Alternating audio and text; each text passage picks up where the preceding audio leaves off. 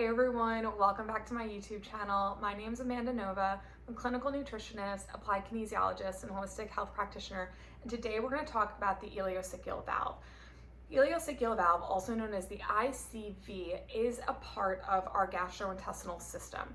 Now, dysfunction within the ICV, we're going to talk about what that looks like. It's not something that you're normally going to hear in your doctor's office or your gastrointestinal doctor's office, but it is something that I have noticed can really help people with manual adjustment to help some of their gut and abdominal discomfort. Now, like a lot of the things that I show, this might work for some people and not work for other people. It's really meant to be a tool to have in your toolkit. If the symptoms or signs of dysfunction resonate with you, then I definitely recommend trying it. Otherwise, it's definitely not a one button push to fix it, but it can be very helpful, and I have seen people get amazing relief and results from using this tool. Additionally, before we dive into the ICV, if you're looking for more on gut health or more information on digestion, or you're having abdominal discomfort, I just opened pre-sale for my next class, which is called It Takes Guts. It's going to be all about gut healing, inflammation. It's going to talk about the digestive system, the gastrointestinal system. It's going to talk about all that good stuff. So that officially launches on November 11th. However, right now it's early bird pre-sale. So I'm going to put the link below and you can kind of check it out and see if that's something that also might help you if you are digging a little bit more into what's going on within your gut, your microbiome, and you want to learn how to heal some of that. So let's talk about the ileocecal valve. Again, it's also known as the ICV, which is what we're going to call it because it's a little bit easier to do that. So it connects our large intestine to our cecum. So essentially, it's a piece of our gastrointestinal system. And what it does is it prevents bacteria from leaking out of the small intestine, and it sort of takes the bacteria and all of the good stuff where it needs to go and prevents the bad stuff from leaking out. It also protects us and acts as a barrier for any bacteria or any toxins getting into the gastrointestinal system. So it's super duper important.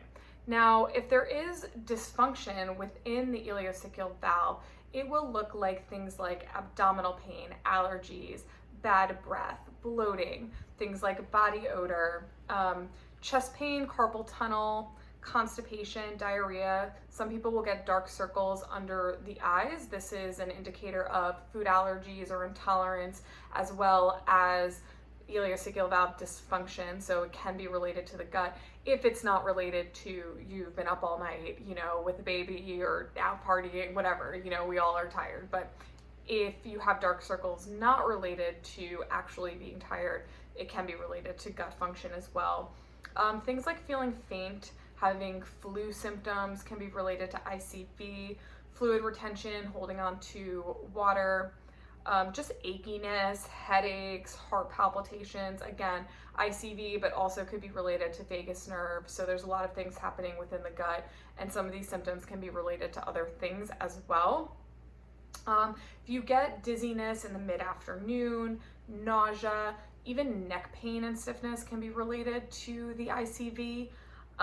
Things like sciatica can be related, as well as skin problems such as rash, sudden low back pain, sudden thirst, or if you are having tinnitus, that's also something that could be going on with the ileocecal valve. So what we do to fix the ICV, or the manual sort of stimulation of fixing it, right, is that you lie on the floor, lie on your back. I'm not going to demonstrate that entirely. I'm just going to show you what to do. But when you do it, you will be lying on your back, and you're going to locate the spot on your lower right abdomen that is directly next to your hip bone.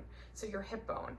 And then the placement of your hands is in between the navel and the hip. So it's halfway. So lower right abdomen, I use two hands, the fingertips, and locate. So here's the bone, right? So it's at the level, so my belly button is here, right? So here's my hip bone. So it's at the level of the hip, but in between the belly button and the hip, right? And you're using two hands, so you can kind of have a little bit of a wider, area there. And you want to do this is kind of how I do it in this position, right? Of doing this sort of triangle. And you're going to, lying on your back, knees bent, so we're like this, lying on our backs.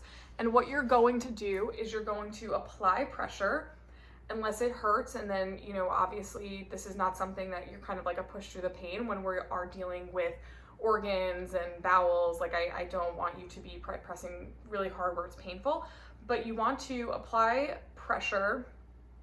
I would say go about an inch in. And what you're gonna do is you're going to then, so you're gonna push in and then you're going to pull up towards your left shoulder.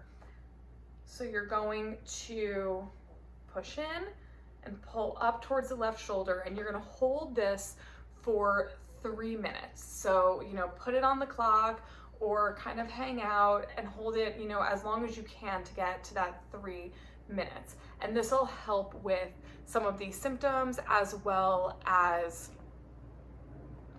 closing what's known as an open ileocecal valve. So you're closing it. When it's open, things kind of like float through, and like it's, it kind of stays open when there's dysfunction. So you want to close it. So that closes it. Now I want to talk about some things that could potentially irritate the ileocecal valve, because I think that this is important as well. So there are some things like foods and spices that can potentially aggravate this, and this will help you. So if you resonated with the symptoms and signs and then you eat some of these things on a daily basis, this could be what is happening with you and causing discomfort. So things like roughage foods such as nuts, seeds, popcorn, even whole grains can sometimes affect it. Whole grains are amazing for you, but they could potentially be a little bit harder to digest, a little rougher on the stomach. Spicy foods, chilies, peppers, things like paprika and cinnamon can actually impact it. So cinnamon is really amazing for blood sugar and is not a, bad food or bad spice in any way, shape, or form. But if you're having some of these symptoms, it could be causing some aggravation within the ICV. Raw fruits and vegetables can also cause discomfort there. So things like celery, cabbage, lettuce, even apples, especially with the skin, raw tomatoes, and carrots can also cause some dysfunction within the ICV, cause it to sort of stay open. And then other irritants as well, such as alcohol or caffeine can cause some dysfunction. So I recommend doing this exercise when either A, you are dealing with these symptoms, or B, maybe the day after you eat some of these foods. So maybe you had a night where you had a lot of popcorn or you had spicy food, then the next day you would do this, or even that night you could, if you wanted to. If you felt like you were having some discomfort there, you can do it. It's not something that you need to do every day. If the symptoms are persistent and you feel better when you do manually stimulate it, I would recommend doing it a couple times a week, maybe every other day, having it be a part of your routine if this is something that is helping you. It's not something that you're gonna do daily and that's gonna help you, if you don't feel relief the first or second time that you do it, it's not something that's gonna get better just because you do it every day. It's either something that's gonna work for you or is not gonna work for you.